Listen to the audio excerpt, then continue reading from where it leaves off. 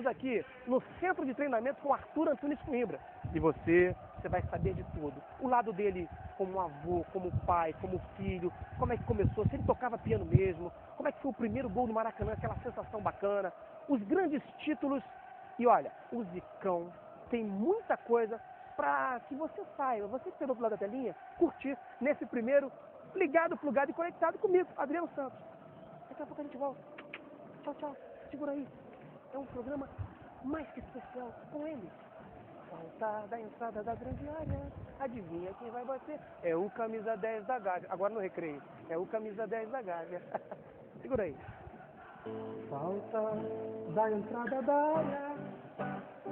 Adivinha quem vai bater? É o camisa 10 da Gávea. Que agora tá no recreio. É o camisa 10 da Gávea.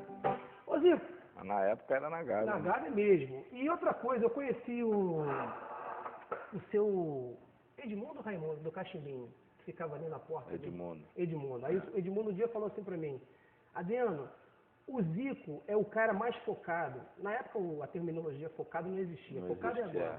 O Zico é o cara mais concentrado que eu conheço. Focado é pra vocês, mais jovens. É, mais jovem, não. Olha, eu tô com 41, hein? Eu tô esperando você.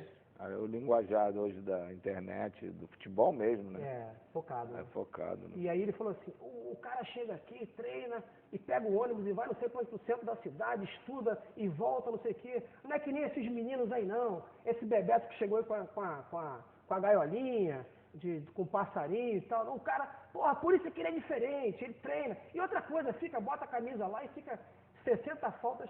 O Zico, hoje em dia, pra gente começar o nosso papo, é difícil o cara que tem uma outra, como você falou, uma outra linguagem. O cara que não tem esse foco, não tem essa obstinação, essa é a palavra. Aí o cara, ele não consegue chegar, de repente, até um ponto mais alto que ele poderia chegar? A palavra para mim era determinação, essa palavra que sempre caminhou junto comigo. O tempo que eu estava aí de treinador e passei até mesmo no Flamengo, o que está faltando hoje é a iniciativa do jogador querer melhorar individualmente. Se o treinador não puxar por ele, se o preparador físico não puxar por ele, que também eu acho que são responsáveis por essa falta de crescimento da individualidade, porque eles usam tanto o jogador nos treinamentos, né, forçam tanto, que acaba o jogador não tendo tempo e estando cansado para melhorar a individualidade, ter aqueles 20, 15 minutos dele separado para fazer cobrança de falta, de pênalti, de finalização. Uma jogada que ele quer ensaiar, né? Um passe mesmo. Não, eu falo da coisa individual. Às vezes eu pegava, muita gente, a coisa da falta ficou muito marcado, que eu pegava às vezes sozinho, mas não fazia só isso. Eu pegava um jogador às vezes que treinava pouco, cruza lá, e o cara ia cruzar. E ele precisando treinar cruzamento, exatamente, isso aí, finalização e tal, domínio de bola, pegavam lá um auxiliar, toca para mim fazer o giro aqui e fazer a finalização, perna direita, perna esquerda. Então, agora, isso... é o músico tem que ter isso. Claro, tem que ficar lá sozinho, você tem que dedilhar.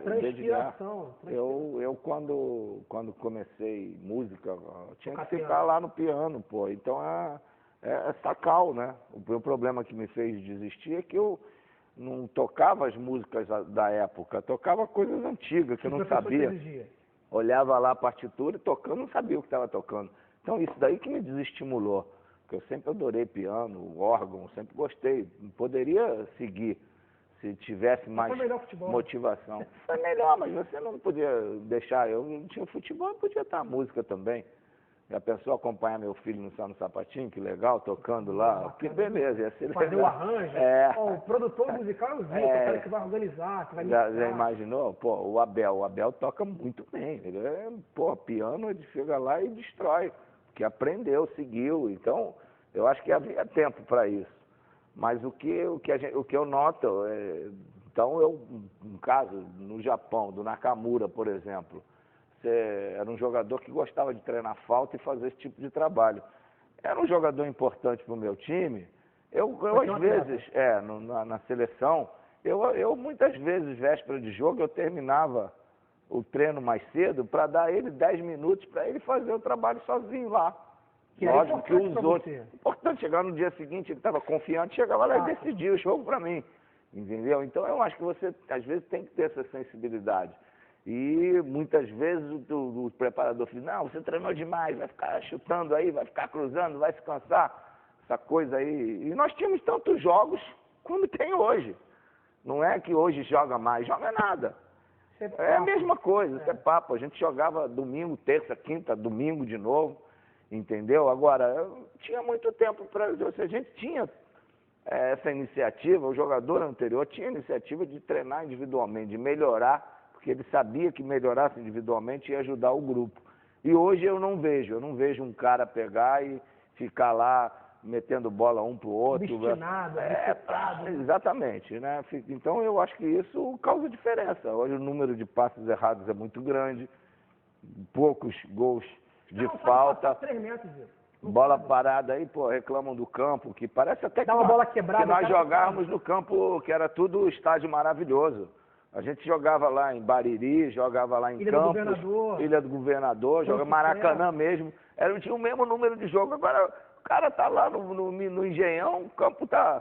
Lógico, tem... Não, o campo atrapalhou, porra, a bola...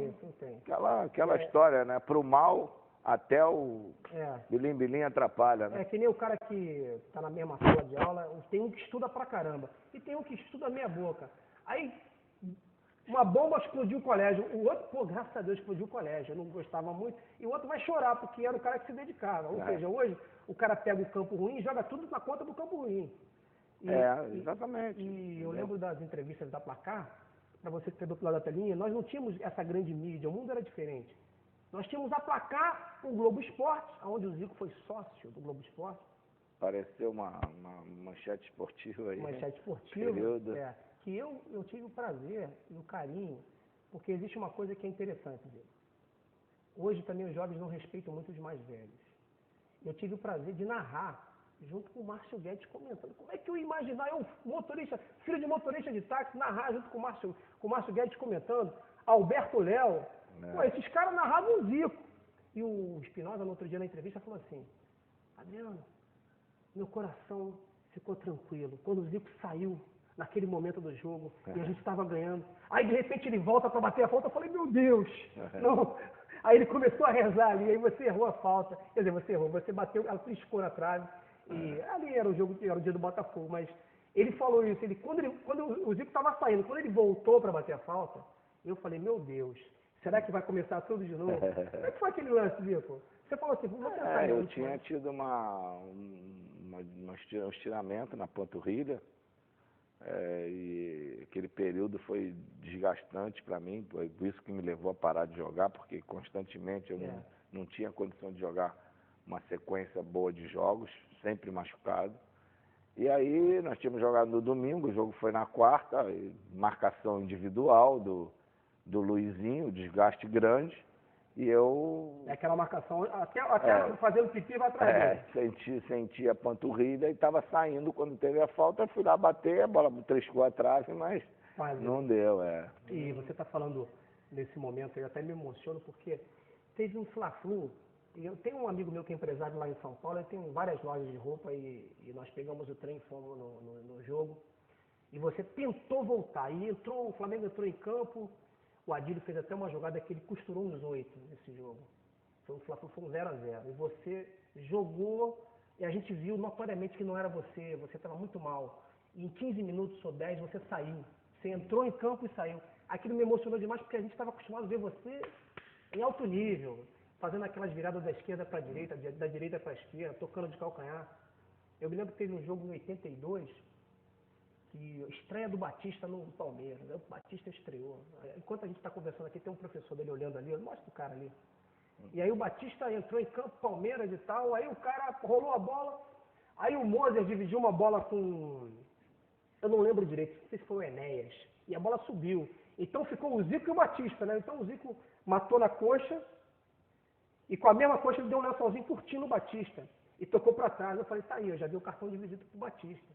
O Zico era um cara que fazia essas coisas. O Zico, o Leandro, o Andrade era um jogador que às vezes o jogo estava lento, ele fazia o jogo ficar rápido. Essa galera toda, Zico, outro dia você falou numa entrevista também que o Adílio foi um dos grandes parceiros.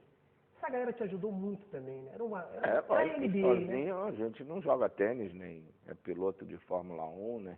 Depende só você ali. É lógico que o piloto ainda depende do carro, da equipe e tal, mas é ele que tem que tomar as decisões ali dirigindo. Quer dizer, o futebol é um esporte coletivo que talvez seja o que tem o maior número de jogadores dentro do campo, né? Então, eu acho que é preciso você ter bons parceiros e parceiros que te entendam, parceiros que tenham o mesmo, né? O mesmo espírito, né? Que queiram, tenham o mesmo objetivo. Então, aquela turma do Flamengo foi uma turma dessa forma. Uma turma que foram 3 gerações praticamente que se juntaram.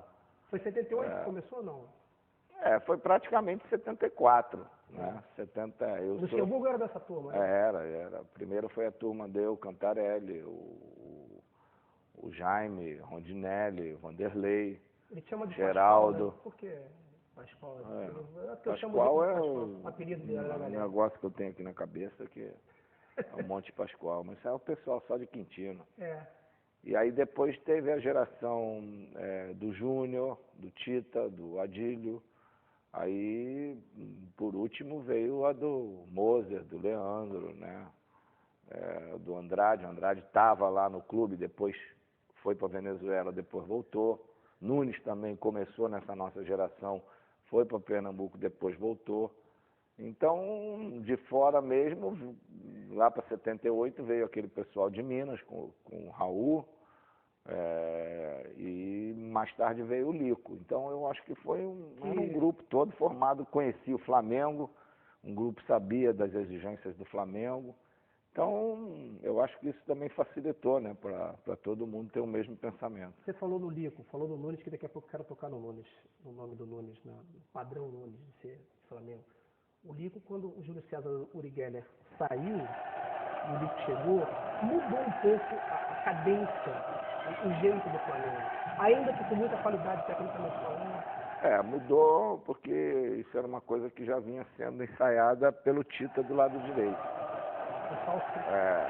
Exatamente. Foi o Carpegiani quando jogava, já era o Coutinho, o Carpegiani sempre conversou com o Coutinho para que a gente tivesse um dos lados voltando. Como a gente tinha o Júlio César, que era altamente ofensivo, trocou-se e botou o Tita, que era meia, para ele fazer aquele trabalho ali pelo lado direito. Bem, né? E fazia muito bem, exatamente. Corria. E ele é um jogador de muita qualidade técnica. O Tita tinha muito bem todos os fundamentos, né? Ele sabia passar bem, cabecear bem, dominava bem, tinha uma raça muito grande, se posicionava bem. Então ele fazia aquele trabalho ali e ajudava muito o Leandro, né? E aí a gente veio com o Júlio César, depois veio o Baroninho, e teve um período que também foi trocado, porque o lado esquerdo é que passou a ser a volta, porque veio o Robertinho, foi pro lado direito. 83, foi quando você... E depois, aí ele botou o Júlio César, ou às vezes o Helder, fazer o Russo, um outro, para fazer o meio ali, voltando pelo aquele lado. E quando veio o Lico e o Tita e o Carpegiani primeiro usou o Lico na direita e o Tita na esquerda. Porque já em 78, o Tita começou a fazer pela esquerda, porque veio um garoto do... Tita fazia qualquer coisa bem. Veio um garoto, vieram os dois que vieram do Atlético, era o Marcinho e o Kleber. Então o Kleber era um jogador de meio, fazia pela esquerda, o Marcinho pela direita. Depois o Marcinho continuou e o Tita que veio pela esquerda, no lugar do Kleber. Então, por isso, quando o Lico chegou, o Lico primeiro foi para a direita. Foi. E o Tita para a esquerda. Foi para Carioca, ali, nos primeiros jogos. Não, foi naquele jogo foi o jogo do 6-0 com o Botafogo. Foi o primeiro jogo que o Lico entrou de primeiro, de titular, pela direita. Porque ele jogou também no Fla-Flu. Não, ele jogou no Fla-Flu foi depois, mas ele jogou na Bolívia. Tá. Na Libertadores. Estava 1-1, o Baroninho tinha feito até o gol, aí o Carpegiani tirou o Baroninho, botou o Lico na direita e o Tita pela esquerda. E aí nós ganhamos o jogo E no jogo seguinte foi esse do Botafogo. Sabe qual foi o meu primeiro Fla-Flu da minha vida? Foi aquele 3-1 que o Lico meteu aquele gol. Então, foi esse, que o Lico também jogou pela direita. Meu pai discutiu com a minha mãe, que minha mãe 3-0. 3-0. 3-0. O Zezé perdeu pênalti. O Zezé que era do Fluminense, o Raul defendeu, lembra disso? Os gols, o Vitor fez um gol e acho que o Marinho fez um dos gols. O último gol eu lembro perfeitamente. Ney Dias cruzou, aquela triscadinha dele era mortal, né? Foi o terceiro gol, tu lembra disso? Que o Tita, esse terceiro gol foi do Tita? Eu lembro porque eu estava no... Não, desse que tá fazendo confusão. Do Tita foi um gol, acho que foi da Taça Guanabara, do Fluminense. Contra o Fluminense. Contra o Fluminense, ele fez um de cabeça. Esse jogo que o Lico fez o gol, por cima. Foi o Marinho fez o gol e o Vitor fez o outro. Nada como ter o Zico aqui para me eu tenho boa memória, eu tenho boa... eu guardo bem. Ele fala pouco, mas fala bem. Eu falo demais, erro pra caramba. Mas, Zico, esse momento, a gente estava falando ali do Lico, da forma de jogar, praticamente aí você em 10 frases explicou tudo pra gente. O Nunes, eu gosto de falar sempre do Nunes, porque eu acho, particularmente, opinião minha, que o Nunes não foi tão reconhecido assim e detalhe, pior, foi estigmatizado. Como, o cara é cabeçudo, não sei o quê, tudo história. Você pode lembrar aqui pra gente, confirmar isso, aquele jogo, aquela semifinal contra o Curitiba, que você saiu machucado, acho que com 10 minutos de jogo. Ele comandou aquela vitória, aquele 4 Não, eu acho que eu digo assim, ele tinha um diferencial. Pô, o Nunes era um dos grandes atacantes do futebol brasileiro, um dos melhores. O Nunes era um cara que ele tinha aquela característica própria. O cara batia bem na bola, tanto com a direita como com a esquerda. Bola na frente, ele não queria saber, batia bem. Ele não ajeitava, ele batia. Ele batia. Eu falava para ele, olha, pode ficar tranquilo que a bola já vai direto, você dá um toque só na bola. Não precisa fazer mais nada, não precisa ajeitar. A bola vai numa posição que você já chega batendo e já complica o goleiro. Isso você tinha sempre muito em mente. E ele fazia isso, porque o Nunes era um cara que quando ele chegou no Flamengo, tinha tido uma confusão no Fluminense, dizendo que ele era egoísta, que ele só pensava nele, e a gente começou a conversar com ele, trabalhar, porque ele já conhecia a gente, ele já tinha saído de lá. Ele chegou muito chateado nessa época? Ele chegou, o nome dele na época era o Joãozinho, nós chamávamos de Joãozinho e ele tinha um apelido lá. Danado, não, né? Não, isso foi depois, era Joãozinho, era um negócio apelido tipo... é muito comum entre muitos homens. Era um negocinho que a gente chamava de cabecinha de cobra, e ele tinha um negócio lá por ter vindo de lá lá do Nordeste. Aí a gente chamava de cabecinha de cobra, aí era João, sei lá, alguma coisa lá relativa à cobra. E aí ele tinha uma boa amizade. Quando ele chegou, a gente começou a mostrar para ele a importância, às vezes, não só de fazer o gol, mas também de dar um passe. De puxar a marcação. De puxar a marcação, que era tão importante quanto a isso. Teve um caso, uma vez, que nós fomos jogar um torneio em Nápoles, e nós ganhamos o primeiro jogo de 5 e tal. E aí veio o segundo jogo contra o Nápoles, a final do torneio. E a jogada do Nápoles era uma só. Pô, o Krol, que era o holandês, o líbero, ele todo saía do pé dele. Ele girava aquela bola. Ele girava, a bola ia. Da onde que o Krol tiver, todos os italianos pegavam a bola e jogavam pro Krol. Cabeça de área espaçada ali atrás. Não, ele era um líbero, era um cara líbero. Estamos na frente, o cara jogava pra cacete. Cabeça fechante, passava. Era, exatamente. A bola carimbava sempre com ele. E aí o Dino Sani, nós reunimos e falamos assim, olha, Nunes, a tua função hoje é uma só. Anular ele. Anular ele. Onde é que ele for, tu vai. Não precisa jogar. Só joga lá. Os caras ficaram malucos, né? E foi o que aconteceu. Os caras olhavam, viu o Krol marcado pelo Nunes, não sabiam o que fazer. E aí começou a bater. E aí, metemos 5 também de novo, né? Porque os caras tinham dito, ganharam de 5, era do Avelino e tal, mas aí o Nápoles foi os mesmos 5 também na final. E o Nunes, a felicidade dele de poder ter contribuído, né? Abriu o caminho. Abriu de marcar o cara e, foi o cara responsável. O cara não jogou.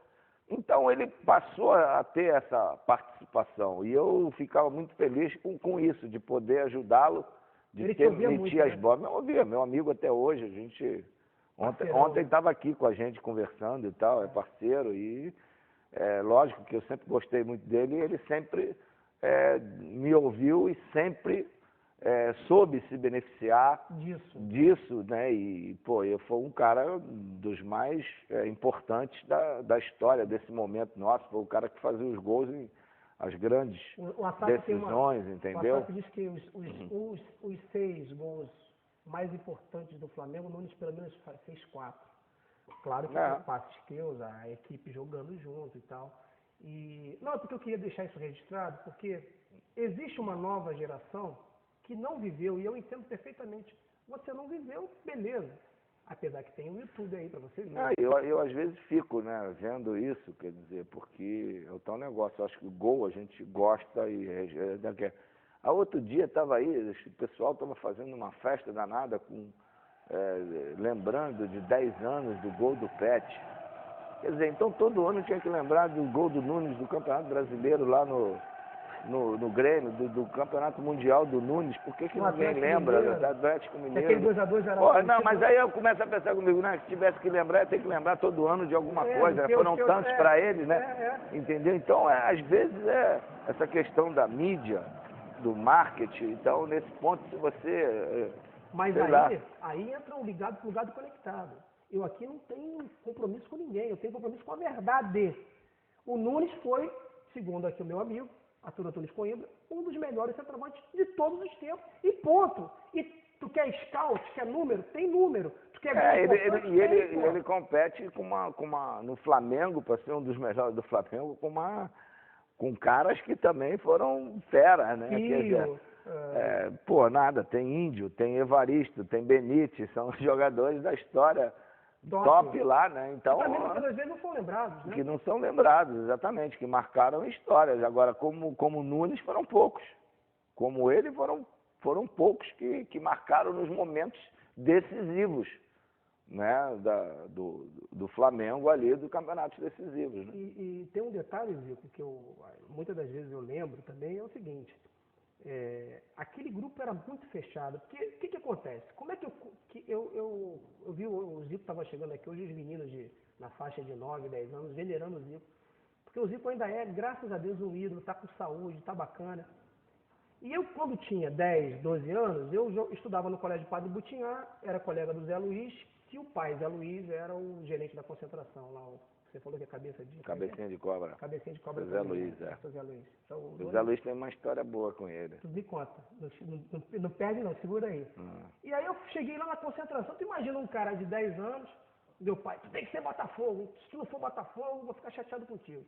Mas eu gostava do bom jogo, eu gostava da arte. Aí a gente via esse camarada aqui, que eu acho que o Maracanã tiveram 3 artistas que fizeram aquele gramado brilhar. O Garrincha, o Pelé, nos anos 60, que a casa do Santos era ali, e o Zico. E o Zico tanto fez brilhar que no scout, aí eu vou falar de número de novo, foi o artilheiro do Maracanã. Então, desculpa, aqui a gente mata e mostra, que foi 300 e... quantos? 33. 33, esse número a gente não esquece. Esse aí, 333. 333. Eu não imaginava, né, cara, quando começou aquela história dos irmãos ali, você novinho, treinando, de ser o cara ali no Maracanã, né? Assim, o cara que eu digo, o cara que mais fez gols no Maracanã, você não imagina? Não, claro, a gente nunca imagina isso, não imaginava jogar no Flamengo, pô, como é que jogar futebol, ainda mais chegar no Maracanã. Não, e tem um detalhe. Eu fui para pisar no Maracanã, foi uma luta para chegar lá e botar o pé dentro do campo, tinha 13 anos, mais ou menos. Você olhou assim, você falou, pô, legal isso aqui. Isso aí é bonito, a gente só vem aqui para ver e queria pisar lá na grama onde jogava os grandes... Ah, tu queria pisar? Pisar, exatamente. É que nem aquela bola que quando entrava tu botava para dentro. Tinha um amigo nosso que trabalhava, na época era DEG, né? E ele morava em Quintino, o jogo Flamengo e Vasco era 9 da noite, ele nos levou às 5 horas para o Maracanã, perdi minha pelada de sábado. Tu foi? Fomos para lá, eu com o meu amigo Pedro Cirilo, que é amigo até hoje, é médico da nossa família, e fomos lá, chegamos lá às 5 da tarde para pisar no gramado e lá tinha um Seu Lima que era uma mala do cacete, não deixava ninguém entrar no campo. Aí tivemos que ir escondido, botar o pé lá, tirar o tênis, botar o pé na grama. Então foi profético, tu botou o pé... E aí, o moleque dizendo, sai daí, moleque, vai embora daí, não pode pisar aí e tal. E a gente queria ir lá dentro, no gol e tal, ele não deixou, só podemos botar o pé ali e rodar. Você queria ir no gol? Claro, eu queria ir lá. Pô, mas 5 horas da tarde, moleque, pô, por que não pode ir no gramado? Frescura do cacete. Coisa de criança, pô. Falta de... Deixa ali. Depois eu sacanei muito ele, né? Eu falei, tá vendo? Você me proibiu, agora tô aqui toda hora entrando, né? Era muito legal ele. E foi uma... Quer dizer, é uma coisa aí mesmo, que a gente não... Não, e tem um detalhe. Querer ser jogador, querer jogar no... Uma coisa, agora, ser o principal artilheiro de um estádio como Maracanã, né? Não é... E tem um detalhe que eu quero... Até essa pergunta, eu nunca pensei nessa pergunta, mas a gente tem um... O Papai do Céu me deu aqui uma pergunta exclusiva agora. Quando o placar eletrônico, o teu gol era diferenciado, era quase que a tua assinatura ali. Como é que surgiu essa história, cara? Não sei, aí foi o cara lá do placar que... Foi benevolente contigo? Ele gostava de mim, era Flamengo, então ele já gerava um pouquinho de ciúme, né? Não, isso mesmo. Gerava um pouquinho de ciúme, porque o meu era grandão e tinha a minha cara e tal, o cara iluminava e tal. O Reinaldo conta uma história boa, o Reinaldo... Esquece do Zé Luiz também. Do Reinaldo, ponta direita, né? Que veio do América. Então, quando foi inaugurado o placar eletrônico. Então, foi o jogo Flamengo e América. E tava, ele fala, né? Ele fala que estava tudo preparado para eu fazer o gol e inaugurar com aquele tal. Aí ele fez o primeiro gol, disse que saiu pequenininho lá, Reinaldo e tal. Aí depois eu fiz os 2 últimos gols, pô, iluminou o Maracanã inteiro aquilo lá, piscava e tal.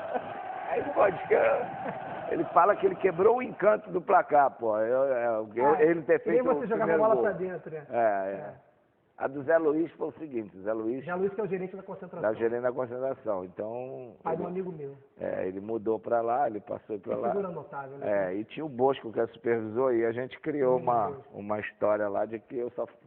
Pra eu fazer o gol tinha que ter morango. E nego botava pro jogador, botava a mão a pilha, né? Zé Luiz. Em todo mundo. Não, ele ia pro Carrefour comprar. Então, esse mamão é do Júnior. Exatamente. E tinha a história do morango e tal. E teve um Fla-Flu que... porra, não era época de morango e tal, e aí o Bosco chegou na concentração, os jogadores já começaram a sacanear, ó, tem que ter morango hoje, senão não vai ter gol não, hein, tal. Botavam pilha. Aí ele foi no Zé Luiz, o Zé Luiz, porra, Bosco, eu rodei esse rio inteiro, não é época, não tem como não tem? Tem que ter morango, Fla-Flu e tal. Porra, aí o Bosco saiu correndo, né, saiu da concentração e foi não sei pra onde e tal, E aí, mas ele botando pilha, né, no Zé Luiz? Não, botando pilha, sério. Nós, jogadores, é que estavam botando pilha no Bosco e tal. Porra, aí... Vocês criaram um problema pros caras. Criamos um problema, e era gozação total. Aí, quando veio o almoço, nós almoçamos lá e tal, aí vem na hora da sobremesa e todo mundo, porra, não tem morango. Aí o Bosco chegou, vem com aquele saquinho daquele papel pardo, né? Aí, porra, abriu lá, pegou aqueles moranguinhos silvestres, pequenininho, que é comida de cobra, que a gente chamava. Aí ele botou assim na mesa, pegou o chantilly, botou, não vai ser por falta de morango que você não vai fazer gol hoje. E ele tinha ido na Estrada das Canoas, cara. Foi lá correr atrás, começou a ligar pra todo mundo, morango, pegou os moranguinhos e tal, e levou, e pô, aí eu falei, fiquei numa obrigação do cacete. Hoje, naquele dia, eu tinha que fazer gol. Você lembra do placar? 4-0, eu fiz 2. Porra, aí já viu, foi pior, né? Aí tinha que ter mesmo, né? E aí passou, aí não podia faltar morango na consideração, não. Teve uma história também, porque os caras congelavam e tudo. Também não era tão pilheiro danado. Teve uma história também do Fla-Flu, daquele da volta, que o nosso querido Romerito falava, peraí, deixa eu jogar minha bola, filho, tô voltando agora, tô metendo uns golzinhos bonitos. O Romerito tem que chegar duro no homem, pô. E a primeira jogada, o Adílio, uma jogada bem travada pela esquerda, o Adílio pinha, aquele peixinho curto, né? E ali foi 1-0, depois meteu um gol de falta lindo naquele gol. O do Bichado, o jogo do Bichado. Bichado. Teve aquele jogo também que você mandou o pessoal lá no Guarani, lá, pô, tô aqui. Os caras não botavam gol no placar, não teve essa história também? Não, em São Paulo teve. Os caras não gostavam dos carioca por quê, Zico? Tá, cara, coisa antiga. Só que foi um amigo seu depois, né? Mas aí nós fizemos, tava 3-0 Brasil e Ajax. Aí eu fiz 2 gols, quer dizer, 5-0, o placar continuou 3. Brasil 3-0, os caras não botaram o gol no placar. Hoje acho que acabou um pouco isso, acabou um pouco. Acabou. Aí o pessoal, muita briga, né? E aquela coisa do Pelé ter parado e eu ter começado, os caras achavam que a imprensa carioca queria criar um novo. Era uma frescura danada. E começava a botar pilha. Hoje, em São Paulo, é um dos lugares que, pô, o pessoal tem o maior carinho. Você tem visto o mais reverenciado. Não. Você tem visto o do Guarani foi uma situação meio que inusitada, porque como é que foi? Foi a semifinal do Campeonato Brasileiro. Tu fez chover naquele jogo. E aí, era o Wendel, né? Era o Wendel. Tomou gol pra caramba de você aqui no Fluminense, tomou gol lá também. Gostava de tomar gol. Esse do Morango, ele foi... Foi ele, né? Foi ele. Ah, eu nem sabia. Foi ele. Vivendo e aprendendo. Meu camarada. Treinador de goleiro, trabalhamos junto lá e tal. Ele só curtia dizendo que nunca tinha tomado um gol de falta. Eu falei, pô, com a bola andando, tomou um 20, pô. Fazer gol de falta. Aí Mas gente boa pra caramba. Porra, é maravilhoso, gente muito boa. Mas no campo tem que meter gol. Não tinha jeito. Aí nós estávamos lá em Campinas e tava um jogo complicado. O Guarani tinha feito o gol logo de cara e aquele gol dava a vitória para eles, né? Ainda 1-0 era deles. Era deles passando para a final. Aí, pô, teve um lance de um córner, né? E eu fui lá para bater, os caras começaram a jogar tudo e tal. Aí... O que é tudo? É lata, rádio? Tudo que podia imaginar, né? E tu sentiu? Pilha e tal, e vinha tudo. E aí o que eu fiz? Eu botei a bola lá no canto. Foi o árbitro. E fui andando para lá e falei, eu não vou bater quando não parar isso. Os caras jogando todo, o juiz era o Carlos Rosa, gente boa, gaúcho, meu camarada. Aí ele vai lá bater, eu falei, não vou bater, enquanto não tiver isso, não vou bater, pô. Vai tomar uma aí o Leandro veio, o Leandro queria bater, nós estamos perdendo, eu falei, não vou bater, sai daí. Aí o negócio ficou lá, eu sei que os caras cansaram, esfriou o jogo. Gastaram todas as pilhas. Gastaram todas as pilhas, toda copo, garrafa e tal. Eu sei que ali do lado panela de pressão, tudo, acabou. Ficou tudo cheio, os caras vieram, limparam. O árbitro não falava nada? Não, mas o que ele pode falar? Ele teve que paralisar o jogo, aí paralisou o jogo. Hoje em e tal. dia já seria punido o clube, né? Seria. Aí eu sei que logo depois a gente empatou, viramos 3-1 e classificamos. Então, pô... Tu meteu uma sapatada de fora linda de ver. Eu tenho um detalhe, né, Zico, que você... Isso é para quem já jogou bola. Por exemplo, no gol do Grêmio, no 1-1 aqui no Maracanã, o Júnior cruza a bola, uma bola difícil, né? Você até... Para você que está do outro lado da linha, esse aqui é um trabalho maravilhoso do Zico. Dá um close aqui. É diferenciado porque não são os melhores gols do Zico, são gols, os melhores dos melhores, onde ele explica detalhadamente os nuances de cada gol. Então é interessantíssimo para você que é jornalista, para você que gosta do Zico, para você que histórias, gosta... né, de histórias, gol, não só por mim, como também de outros que participaram. E detalhes que, por exemplo, aquele lance da trouxinha